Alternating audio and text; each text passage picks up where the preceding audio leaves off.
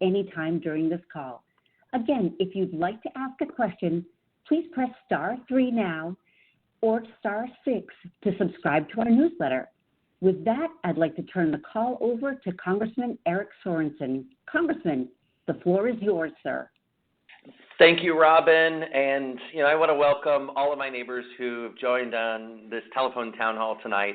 I hope you're able to push the speaker button and, your friends and your family are able to listen as well. Look, these are so important because my work is really done on behalf of you. I want to hear from you about the issues that you care about, and I want to make sure that your questions get answered. If you'd like to ask a question at any time, you can just press *3, and if you'd like to subscribe to the official newsletter, press *6. So it's *3 to ask a question, *6 to subscribe to our official newsletter. Just kind of the broader picture, Illinois 17 covers a lot of cities and small towns as well as rural townships and even just small crossroads. I always want to make sure that I get to be accessible to everybody. It shouldn't depend on where you live, and it also shouldn't depend on when I am in the district or I am in Washington, D.C. working on behalf of you. So I want to thank you, each and every one of you, for taking some time out of your busy schedules to be with us tonight. And to start off, I really want to talk about some of the bipartisan work that is being done in Congress on behalf of our neighbors.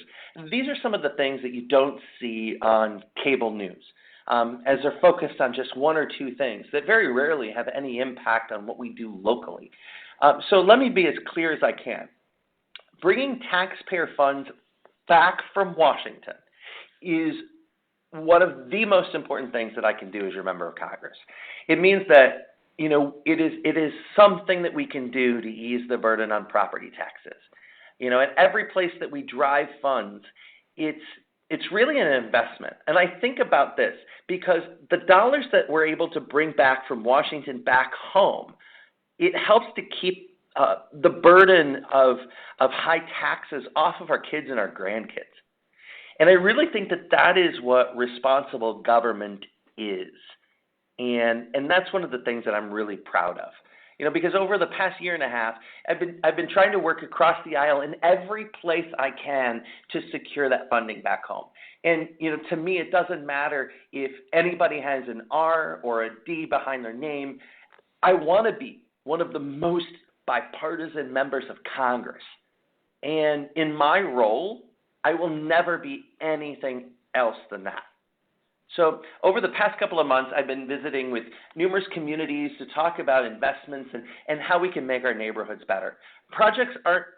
These are projects that weren't coming unless I made it a point to fight for them. And so I want to go over a couple of them. First and foremost, we're able to bring back $847,000 for our police, for our men and women in blue in northern Illinois. A regional police training center will be built, and we have to purchase the real-world best training equipment so that we can equip our officers with the resources that they need to do their jobs and improve police-community relations. And this one's personal to me because the sheriff of Winnebago County, he may be on the other side of the aisle. I may not have earned his vote last time, but you know what? That didn't make a difference. When the funding request came to my desk, and I said, you know what? This sheriff is right. We do need funding there. And I don't care who I'm working with or working for. We got to do what's right for the people. And that also means for our kids, $1 million coming to replace the 8th Avenue Bridge over Keith Creek in Rockford, so that kids that are attending Constance Lane Elementary School can literally make it to school safely, because right now the 8th Avenue Bridge does not allow a school bus to go across it. We're also bringing millions of dollars for clean water and sewer replacements in Lanark, in Peoria Heights, in Monmouth, and in Moline. So when you turn on the faucet, you can trust that the water that you're giving to your kids is safe. Because you know what? Flint, Michigan, Jackson, Mississippi, that should never happen again. And I'm doing everything that I can in my place so that we're doing what's right for our communities. We've got millions of dollars for infrastructure upgrades coming to Bloomington Normal. Think about this. Bloomington and Normal, places that are so flat that when we get these torrential heavy rains in the summer times, the problem is they flood homes, they flood yards, and even major businesses in uptown Normal. Normal also receives some funding to fix a road out in front of school where we had a back accident that injured a child. So these are projects that they need immediate attention. These are projects that need the funding today, because what happens when bureaucratic red tape causes delays? Because that means it causes more problems. Not to mention that, tax dollars that we're bringing home from Washington actually will help to make our communities sustainable for the next generation. And when people talk a lot about the dysfunction in Washington, this is not it. This is happening only because I believe in working across the aisle to get them through the House and then get the funding into law.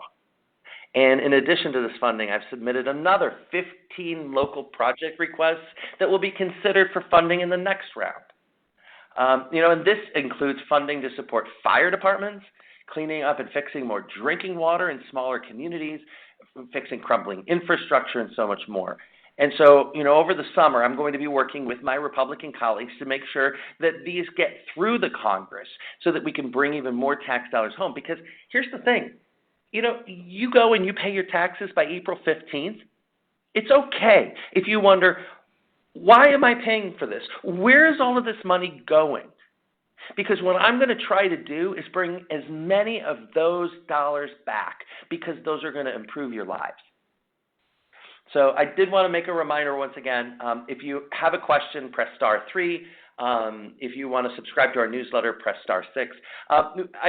We're so lucky tonight because we've got some special guests that are here to talk about the impact that we have working together on the communities we serve.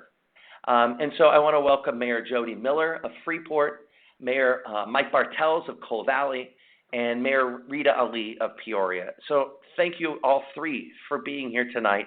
And first, I want to turn it over to Mayor Jodi Miller in Freeport, who's going to report on the funding that we secured for Freeport and how it will impact the Pretzel City. So, Mayor Miller, thank you so much for working with us, and the floor is yours. Well, first of all, I would like to start by saying thank you, Congressman, for inviting me tonight. I am absolutely thrilled to cross party lines and work together because, like you said, this is not about the division of Republican and Democrat. This is about our constituents, and I don't know any infrastructure need in Freeport that's red or blue. So I'd just like to say thank you very much. A couple of projects that the Congressman has been helping us with is nearly $1 million was secured by Congressman Sorensen in the fiscal year 2024 Interior Appropriations Bill to replace wells in Freeport that were shut down due to contaminations. This investment will help bring Freeport's water supply back to the original levels and ensure local families to have access to clean drinking water. That nearly $1 million that Freeport will receive will definitely stretch our dollars in the nearly $14 million project of the new well and well house number 12, which will continue to provide safe and clean drinking water for all of our residents. And then secondly, I would like to say thank you for submitting the nearly $3.6 million worth of funding towards another local project, that being our water infrastructure upgrades for Freeport. So together, we can make our region sustainable for future generations. We need to make investments now that will support our region's growth. And funding from Congress to bring clean water to communities is what we need. So I appreciate Congressman Sorensen fighting to bring hard-earned tax dollars back to our communities to make our neighborhoods safer and healthier. And this submitting of the $3.6 million for Freeport to strengthen its water infrastructure to better connect our neighborhoods to reliable water access. Funding from this project will replace water mains in the neighborhoods that need it most, where existing infrastructure is currently in poor condition. So this significant funding will allow the city to replace miles of aging water main infrastructure to complement our street replacement projects. So the water main projects funding will allow Freeport to strengthen that foundation to support existing residential and commercial customers.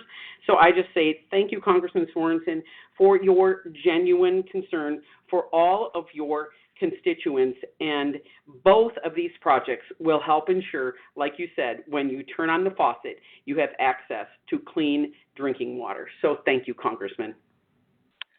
No, thank you, Mayor Miller. And let me just say that every time I visit Freeport, it's a great time. And I will also say thank you, Mayor, for introducing me to so many small business owners when I come. So many great places to eat and to talk and meet new neighbors. It's really great. And I think when it comes to Freeport, you have really hardworking people there. Thank you. And I think they also share, Mayor, kind of the way that that you do your job and that I do my job. It's this bipartisan teamwork that works most effectively. I think of that a lot in Congress, right? The most important things and the most beneficial things for our communities have been the most bipartisan things. And so, Freeport is the second largest city in the northern part of our district. It's also one of the oldest. So it's essential that we're working in Stephenson County as diligently as possible. And so thank you, Mayor, again. I may call on you in a little bit, but just wanted to remind everyone, press *3 now if you want to ask a question or subscribe to our newsletter, press *6. Next, I do want to turn it over to Mayor Mike Bartels from Coal Valley in Rock Island County. And if you haven't heard about Mayor Bartels, he wears several really great hats, because he is not just the mayor of Coal Valley, but he also serves as the city manager for Rock Island. So Mayor Bartels, could you talk about the funding request for Coal Valley and maybe touch on the funding that has been secured for Rock Island and what it means for the Quad Cities on the Illinois side? The floor is yours.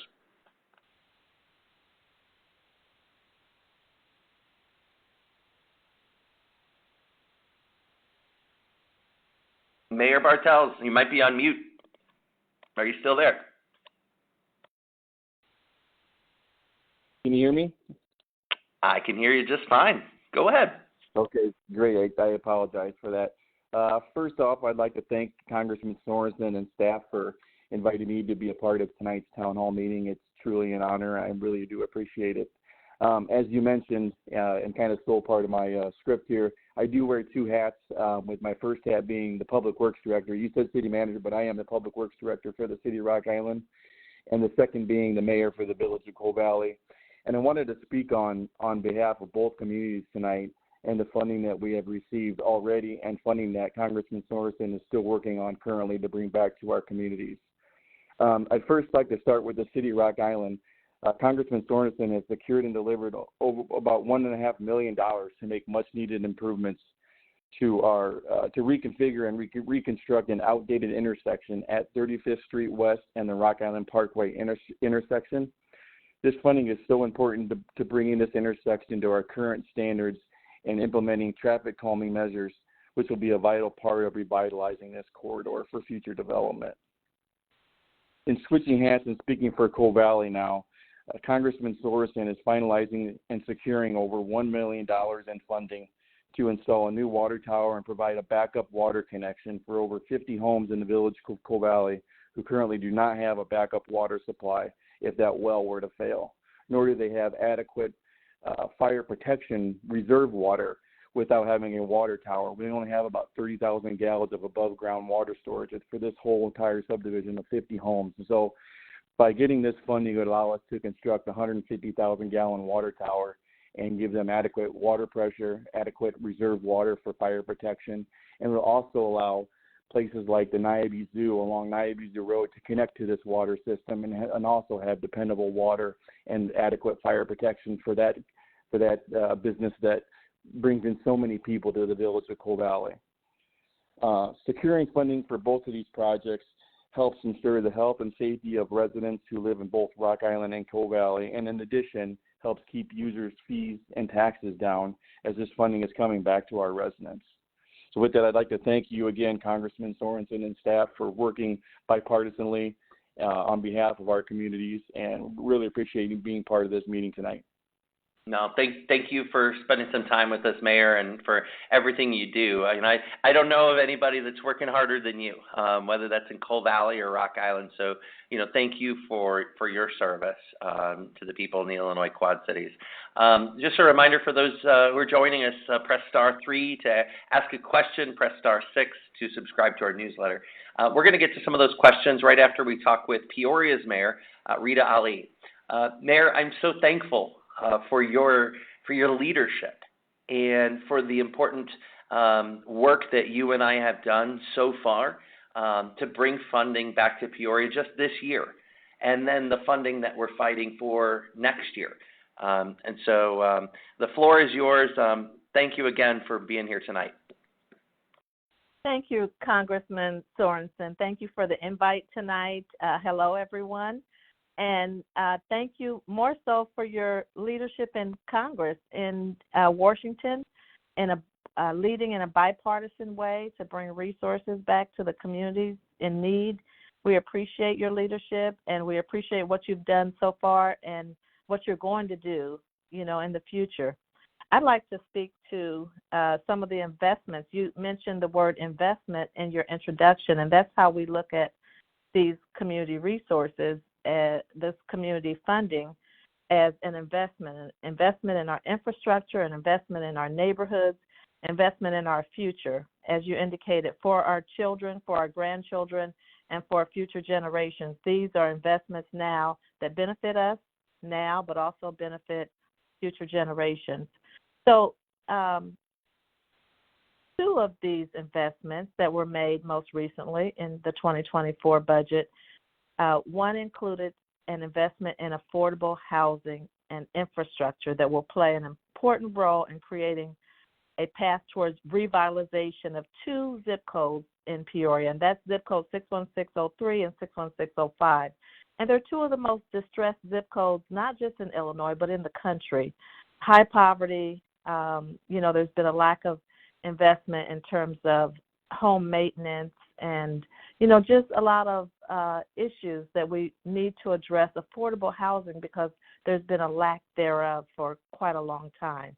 The first project provides $500,000 for the city of Peoria to partner with Habitat for Humanity of Greater Peoria to build single-family, owner-occupied homes at the former McKinley School site. The McKinley School was an old school a school that was very old, and it was shut down, and it sat for decades.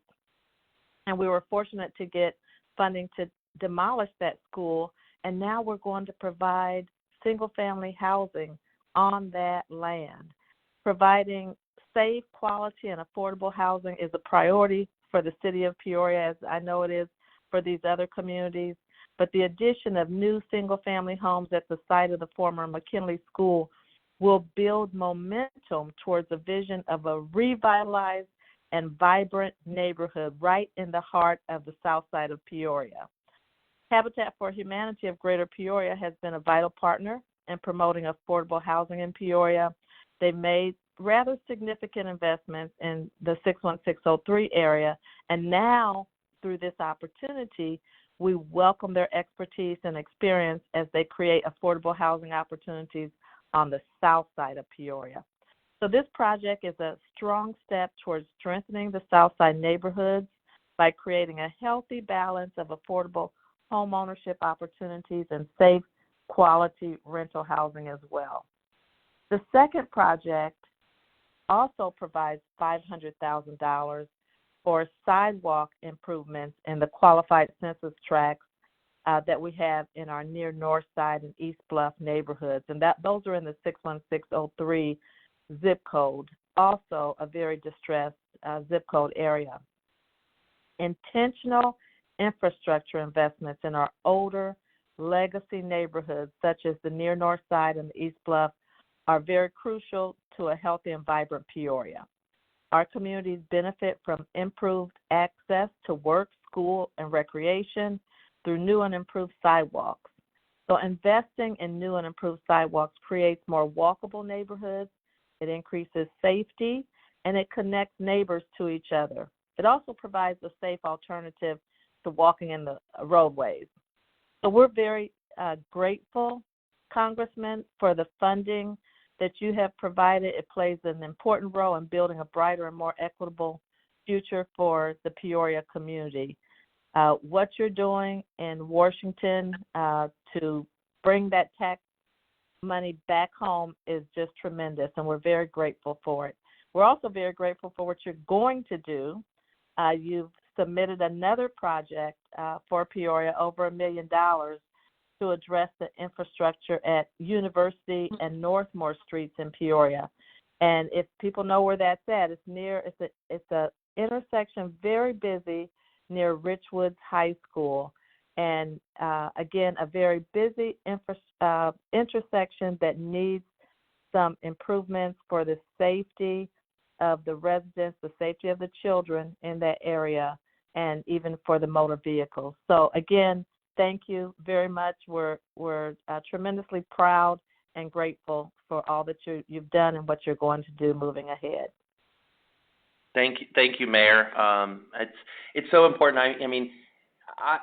I just feel like I'm impacted by this work because we're going to put sidewalks down for kids that are going to school. They're going to walk to school and actually have a sidewalk. They don't have to walk in the street. But then it also means that senior citizens, they don't have to walk or be in a wheelchair on a street. They're going to be on a sidewalk. And, there's nothing better than talking with people in 61603 or 61605 that say, do you know what? Now that I have the keys to my home, I have a future. And that's what this is all about. So thank you so much, Mayor. It means so much that we continue to work together. And I want to thank all of our mayors who are on the call tonight.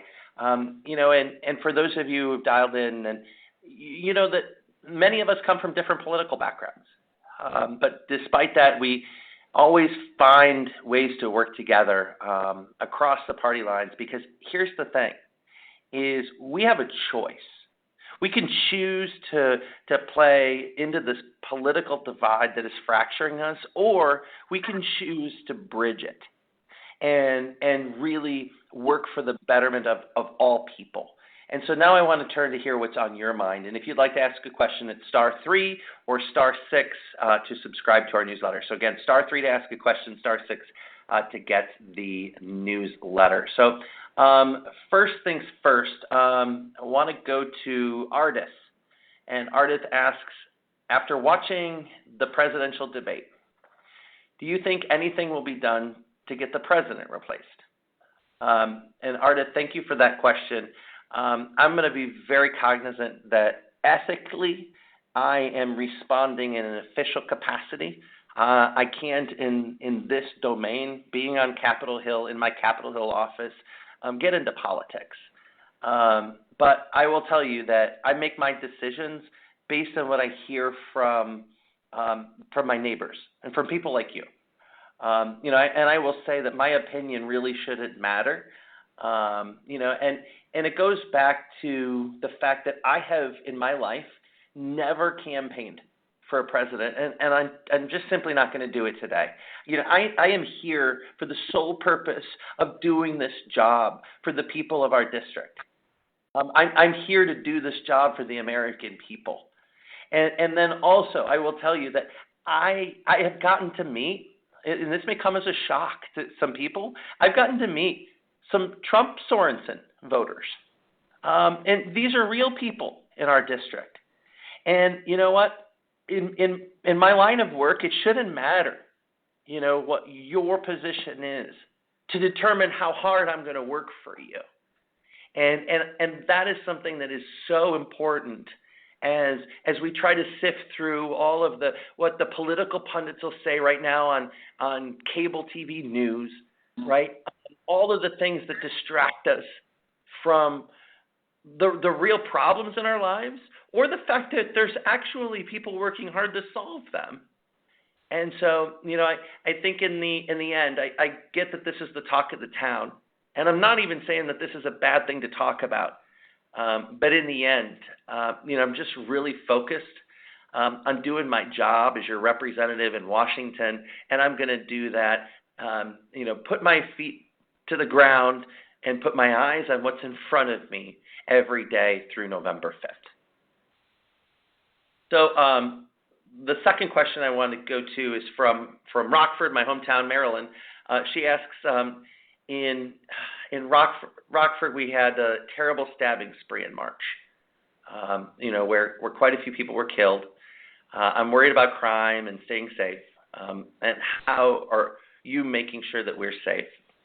I'll tell you, I remember where I was when I heard about that terrible act of violence in Rockford. I remember what I felt immediately.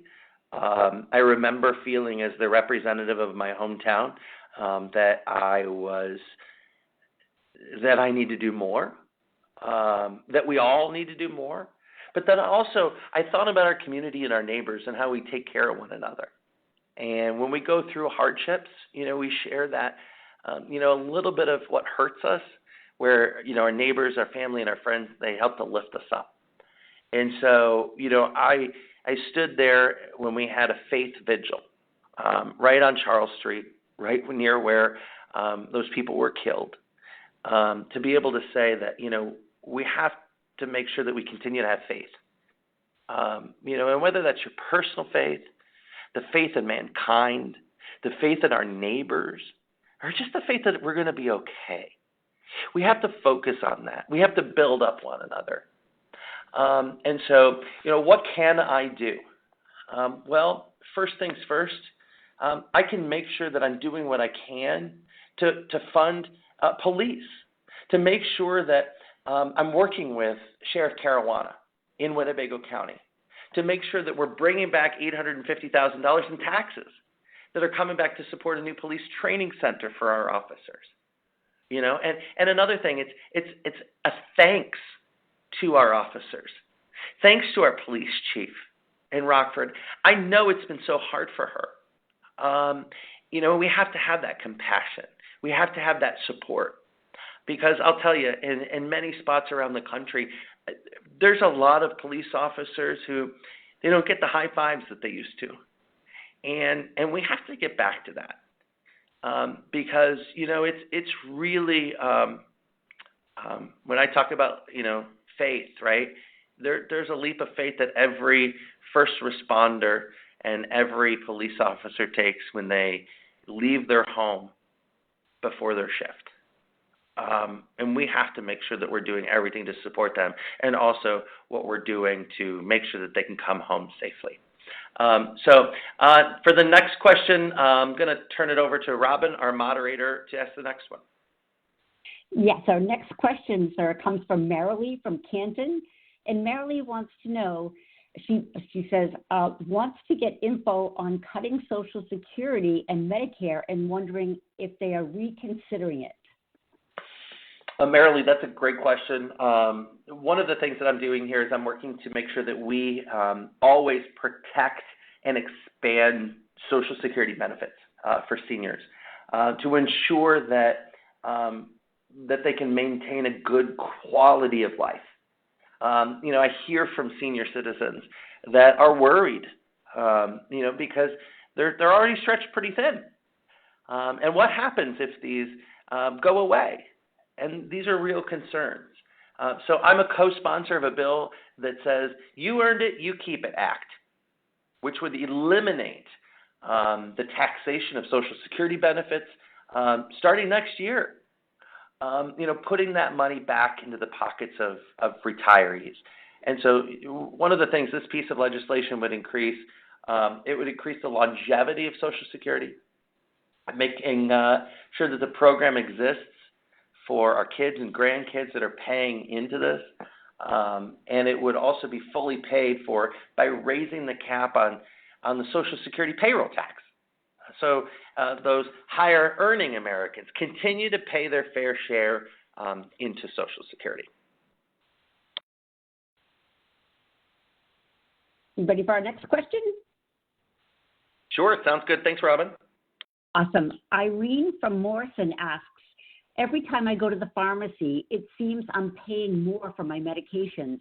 They are causing me a lot of financial stress. What actions are you taking to lower prescription drug costs? This is one that's personal too, because it's not just my neighbors, but the grocery store that I go to by my house in Moline, it's the Jewel Osco at City Line Plaza. And so for most folks, it's Jewel, the grocery store on one side, Osco on the other side. And this goes back even before I've been a member of Congress, back when I was the weatherman. I would talk with people who were waiting for their prescriptions. I mean, it's a great way to talk with your neighbors, right?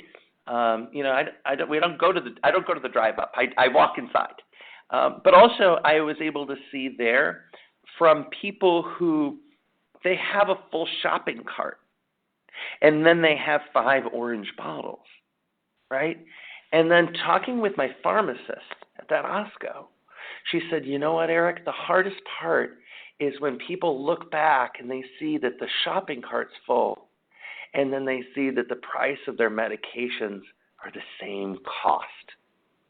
And she goes, it's heartbreaking because sometimes those people will push the orange bottle back. And so this is a big problem. So, and I knew this going in, right? So one of the things that I am leading right now, it's called the Stop Games Act. And this is my legislation, because what happens today is big pharma. You see the big ads on TV, right? Ask your doctor if this drug is right for you. Well, what happens here is they're running those ads on TV. Those are the name brand ads. But the big pharma doesn't want you to be able to get a generic drug. So do you know what they do? Is as the FDA is studying the efficacy of these drugs, okay, what happens is right when the FDA is getting all the way nearly done, then the big pharma, they throw more data onto the playing board. And that means that you have to go back to start. You do not pass go. You do not collect 200. You have to go back to start. And so what happens here is big pharma is delaying the process. They're playing games so that you don't get the generic. And then that problem is going right back to the Osco drug, because then you have somebody who can't get the generic and they can't afford the premium priced drug. And so, I want to actually bring in any of the mayors on this one, because, I think this is an issue that transcends our entire district. It doesn't really matter where you are. This is a problem for so many people in our district. So any of the mayors, whether that's Mayor Miller, Bartels, or Ali, want to chime in?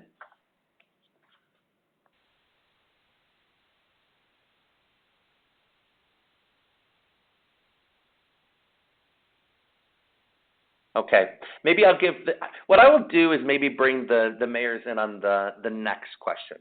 And so I got a question coming in from Jean from Kiwani, who wants to know, all of you are coming from different parties, but you still find ways and manage to work together. So how have you been able to do this with so much division in our communities today? So let's turn this over. Maybe the Mayor Miller of Freeport. Well, it's like I said at the beginning, we're working on infrastructure needs and trying to invest in our community for making future generations better. And I don't know one piece of infrastructure that's red or blue. I mean, it totally isn't. So to be able to work across the aisles, I consider that an honor. I mean, I'm just grateful. So it's about bringing monies back home to our communities, and you're doing a great job with that. So I appreciate it. So opening up the floor a little bit, do you all find, what are ways that maybe we can instill that other, elected leaders do this? It can't just be us, right? That's a tough one, isn't it? Yeah. Can you hear me? Mike? Yeah. Yeah. I just say that it's never been easier to do what we're talking about now with Congressman Sorensen. He's been openly willing to come and meet with me personally and talk about issues in our community. knowing that I'm essentially from more of a conservative community, and I appreciate that very much. I've never really had anybody else, minus a few other elected officials, reach out to me personally and do that. So I really appreciate the bipartisan, and it's been really, really easy to do with Congressman Sorensen. I appreciate that. One of the things that, I'm cognizant of this every day, especially when I'm in Washington, D.C., right? It's funny because there isn't much politicking that goes on here. It's surprising to hear that, right? Because you think that we're just arguing all the time, and there's arguments on the floor of the House. But I'll tell you what, almost everybody that I work with in Congress has a political pedigree. There's so many people that have spent their entire lives, working up to this moment. And so I think about this a lot, that, the people of this district, they put their faith in me, and I don't have this heavy weight, this anchor that weighs me down a lot. But then also, I ask myself, well, what should I do because I'm different here? Because I have a different ability than some other people have. And so, I think, that, I see my good friend Mayor Mike Tomes. I was talking to him from Rock Island today. I see him. He's writing in here to us tonight in our chat. He says, ditto to what Mike Bartels said, and thank you, Eric, for your support of our other grant requests, especially the water treatment plant. I mean, here's the thing: is you could either have the politics of division, or you can have people that are willing to work together. And I just really hope that maybe what we're talking about tonight is something that other people are going to want to instill in what they do. And so, hey, I appreciate you, Mayor Tomes, for being here tonight. And we'll go back to Robin for another question. Sure, you bet. And before we take our next question, I just want to remind our audience to press *3 on your telephone keypad if you'd like to ask a question. And if you're enjoying this update, I encourage you to press *6 on your phone to sign up for the Congressman's newsletter. And you know what? We actually have a poll for our listeners this evening. So I'd like to ask a question, if I may, of our audience. The question is bipartisanship important to you? Answer press number 1, the key 1 for yes, and press 2 for no. And I'll repeat the question for you. Is bipartisanship important to you? Please press 1 for yes and 2 for no. While we're collecting that information, I'd like to ask another question. We've got David from McLean asks, Congressman, I'm a disabled veteran and I haven't been able to get much help from the VA. What are you doing to support our veterans? Well, first of all, David, thank you so much for serving our country. I don't think that, I'm going to be very honest, we don't do enough for our veterans. I felt that for a long time. I hear that from the veterans that I know in my life, from my next door neighbor, Jerry, who is a proud, Iraq war veteran, but also, when I go to the Veteran Service Center, I went to the outreach center in the Quad Cities just the other day, and I went to the Veterans Outreach Center in Peoria a couple weeks ago. Listening to our vets, making sure we do right by them, is some of the most honorable things I can do. Whether it's just taking time out of my busy schedule in Washington to just be able to spend an hour down at the World War II Memorial in Washington on that chance that I'm actually going to be able to shake the hand of a constituent who served in World War II, because there's so few of them left. And so, one of the things that, it's personal to me, because when I visit with, veterans, for instance, just this past week in the Quad Cities, and on the week of 4th of July, no less, to be able to hear about what I can do. And real quickly, when I got to Congress, I introduced the Autonomy for All Disabled Veterans Act. And so what this actually does is it helps disabled vets make accessibility improvements to their homes. And so, David, this may be something that will be beneficial to you because the bill would enable disabled veterans to get up to $10,000 for home improvements. It might be to build a wheelchair ramp. It might be able to make a walk-in or a wheel-in shower. And this is a significant increase from what our vets are already getting. Making sure that our vets can live comfortably, making sure that, we get to a point in our country where we don't have a veteran that is hungry, we don't have a veteran that is homeless, that we make sure that our veterans have the best health care of anybody in this country. Those are things that we should, and standards that we need to live up to. David, I'd love to talk with you personally about more that I can do for you one-on-one, but I also want to remind anyone who's on this call that my office is here to serve those who have served. Thank you, Congressman. Just a bit ago, we asked folks a poll question, and we'd like to thank you all for responding. Here are the results, and we do appreciate your input. We asked, is bipartisanship important to you? And 83% of you said yes, it is indeed, and just 17% said no. So again, we would like to thank you for your participation. And we do have another question for you, Congressman.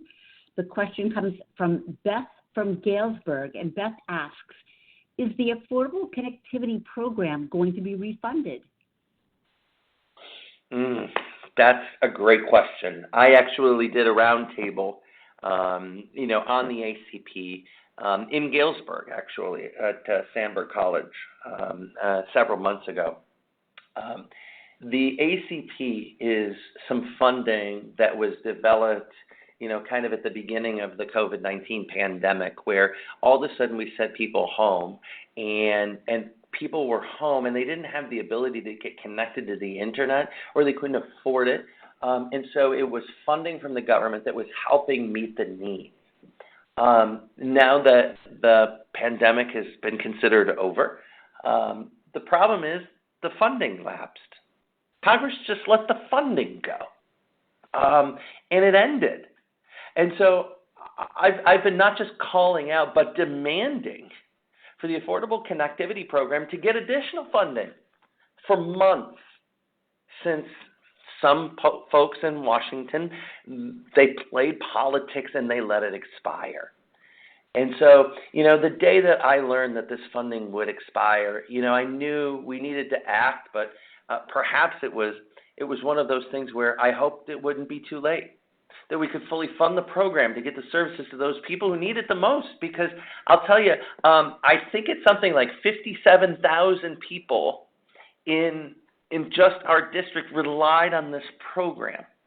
And so bringing broadband back, it's not just about connecting people to internet. It's about jobs for people that are putting this in. It's about people to be able to do their telehealth.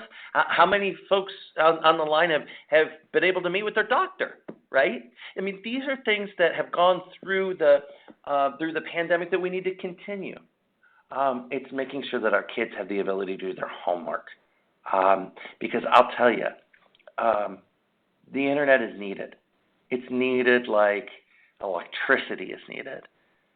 Because I can tell you, because I've talked to some of the family members, for instance, in Kewanee, where we've got moms and dads that have to drive their kids to the McDonald's parking lot so they can connect to Wi-Fi. That's not good enough. That's not good enough in the greatest country in the world. And so we need to make sure that the ACP gets funded. Thank you, Congressman. I just want to remind our listeners, please press *3 on your telephone keypad if you'd like to ask a question, and press *6 if you'd like to subscribe to the Congressman's e-newsletter. Our next question comes from Jack from Sterling. Jack says, my family owns a generational farm in Whiteside County. What are you doing to help farmers here? That's a great question. In fact, in my office on Capitol Hill today, I met with folks from the Illinois Farm Bureau. And just outside of Whiteside County, we had the Carroll County Farm Bureau was here in my office. And I think one of the things that has really been inspiring to me since I took the role of being your congressman was really to be on as many farms as possible. To be proud to be on the agriculture committee. In the district where, John Deere started because he was able to get, water wheel on the Mississippi River in Moline in 1844. So having spent my entire life, pretty much in this area, I know how important farming is, not just to our small towns, but to our larger communities. And this region is a great place. We've got a great way of life, even if Washington and the people on the left and the right coasts, if they don't know about our way of life, it's pretty wonderful, right? And so making sure that we can effectively grow what is going to feed and power the world, that's not just a great honor of mine, but it's a great challenge ahead. And so, for instance, I was proud to support the Farm Bill, just a few weeks ago, because I know how important it is to our local producers. But I was only able to come to that conclusion, to buck the political system, to vote across the party lines on this Farm Bill, because I was listening to people. I was listening to the people in our district, and I said, I didn't care, what political party you're from. I want to do what's right by our farm families. And so now one of my priorities, even going back, was to ensure that, we have robust crop insurance, that it's expanded and it's fair, especially for our bean farmers back in northern Illinois. We know how to grow soybeans. We do it well because Illinois grows more soybeans than any other state. And what happens here is we have fewer payouts on crop insurance. But you know what? Down in the South, and especially in the areas that were just affected by that hurricane, there's way more payouts from the crop insurance program. And so we've got to balance, and forgive the pun, but we got to level the playing field, right? We've got to make sure that we do that. We also need to support farmers who want to make smart choices for their operations, and for conservation as we provide resiliency, and then we have to improve productivity. And then finally, I think that there's a really great opportunity ahead when we talk about the cargo operations at the Greater Rockford Airport and at O'Hare for sustainable aviation fuel. When we talk about where we're going here and making smart decisions, we've got great partners at UPS and Amazon Air and our homegrown United Airlines. They want to purchase the sustainable aviation fuel, but they're only going to be able to do it because of our farmers. So our farmers are some heroes here. All of them just may not know it yet. Thank you, Congressman. Your next question comes from Douglas of Bloomington. Douglas says, I'm a senior and I receive a lot of my medications through the mail, but I've had issues getting them on time. His question is, why is this happening, and is there anything being done to fix this? Yeah, so this one, I'm going to answer it, but I'm going to give the mayors a heads up because I'm going to turn to you, kind of after I put some thoughts together on this. So I'll give you a couple minutes to think. Let me be clear. We have to make sure the United States Postal Service works. We have to make sure that mail is delivered on time.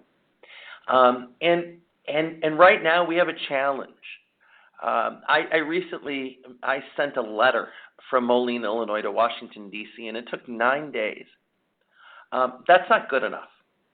And recently, the United States Postal Service presented Congress with a plan to shut down processing and distribution centers, one in the Quad Cities community of Milan, and then the other one in Peoria.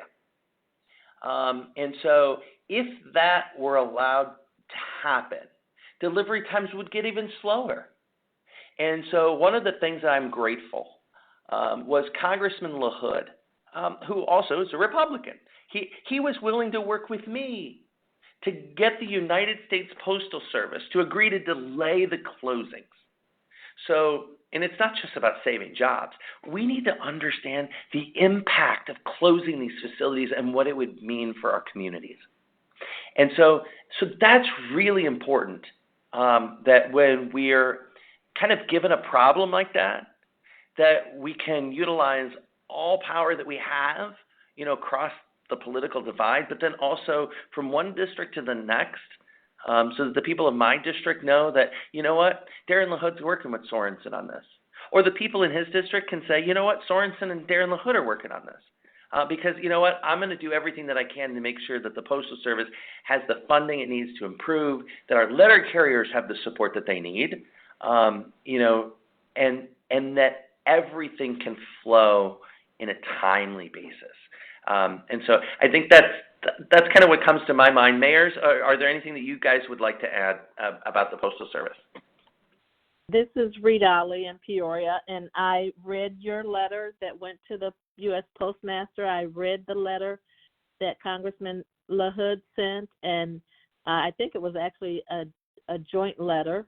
Can't remember whether it was separate joint, but I read them both, and I thought they were very influential and very powerful. I really appreciated that bipartisan advocacy for this. I attended one of the meetings in Peoria when the post office, announced the changes that were coming forth. There was a lot of concern, not just from employees and workers of the, area postal service, but the community residents, knowing that this new process was going to actually slow things down. It may be more efficient, but it was certainly going to slow the mail down. So I thank you for putting a hold on that, and that's what we need, to work together when we realize the impact is not good for our constituents, to work together to address it. So thank you. Yeah, and Mayor, and that's something that we have to continue to do, right? It's not just a one-off letter that Darren and I had sent. It's the fact that we're going to continue to fight, right? So, as long as I'm given the honor of this position, I'm going to continue to fight on behalf of, those distribution centers, but then our letter carriers, and making sure the rural carriers have everything they need to get the job done. Absolutely. Thank you. Mayor Bartels or Miller?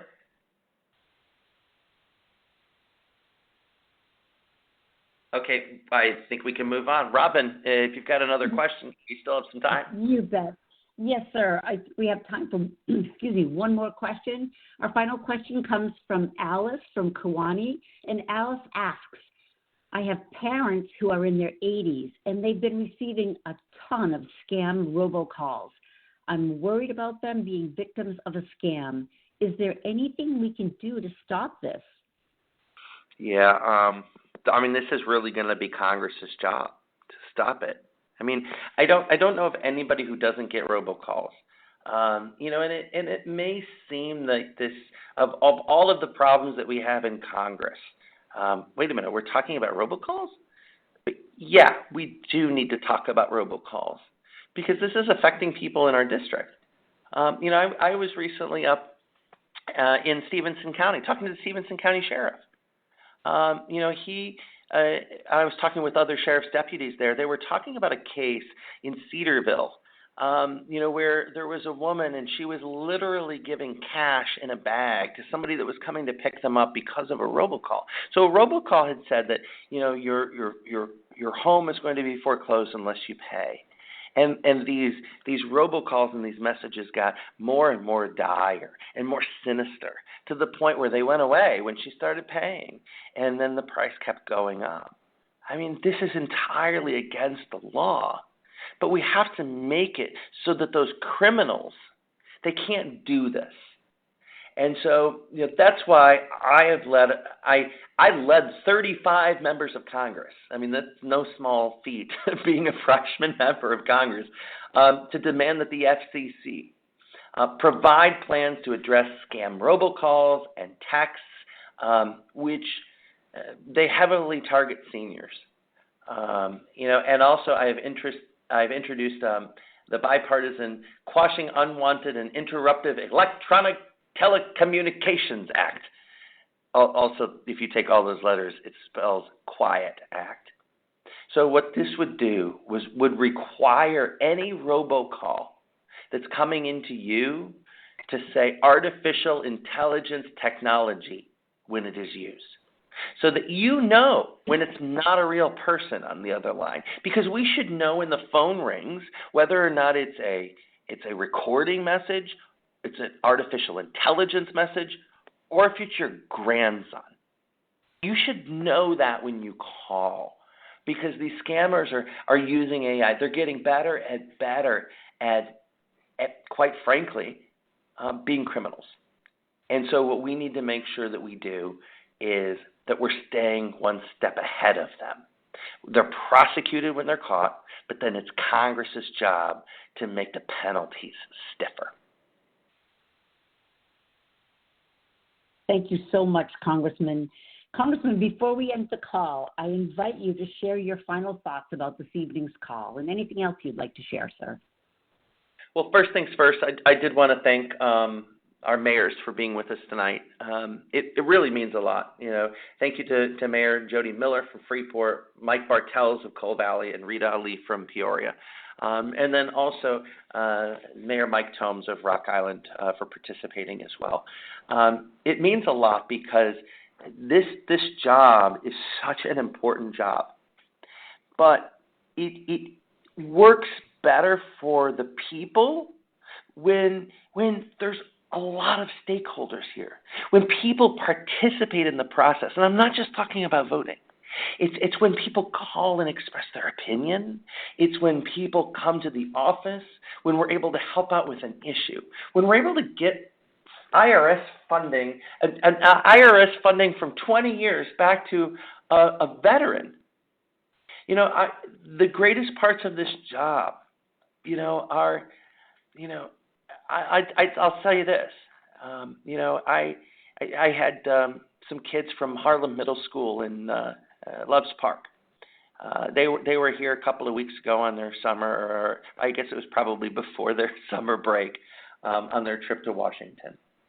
And I was able to explain that, on the steps of the Capitol building, there's only 3 people that care about you in that building. 3. You have 2 senators and you have 1 member of Congress. Only 3. And I said, so it is my job to make sure I'm doing everything I can so that you have the ability to succeed in whatever you want to do. And then I always give them this to ponder. And I said, when you go into the rotunda underneath the United States Capitol dome, and you stand there in front of the statue of George Washington or the statue of Abraham Lincoln, I want you to look at the statue, because do you think those people ever knew that they were going to be so important when they were living? I think they were some of the greatest Americans, right? But I don't know if they knew that they were going to be our ancestors someday. And so, I want to instill in the next generation the ability that, if you set your mind to this, if you have your head in the right spot and you want to work for the betterment of your community, you can work here. This is a place for you. And that's something that I take with me all of the time. But I wanted to thank everyone. I know we're up to 8:30 right now. But thank everyone for taking some time out today, for asking your questions, and then a reminder that my office is open. If we weren't able to answer your question tonight or get to it, find me on Facebook, find me on Twitter, call the official office. But, I'm going to actually tell my team that they can go home for the night because it's 8:30 Eastern time. But we'll be here tomorrow morning. And as long as I'm given the honor to do this job, I want to do right by you. So thank you. Thank you, Congressman. Thank you, everyone, for joining tonight's telephone town hall with Congressman Eric Sorensen. If you haven't already spoken to a member of our team yet about subscribing to this e-newsletter, please stay on the line. And at the sound of the tone, spell out your name and an email address slowly, please. And with that, I'd like to thank you and have a good night.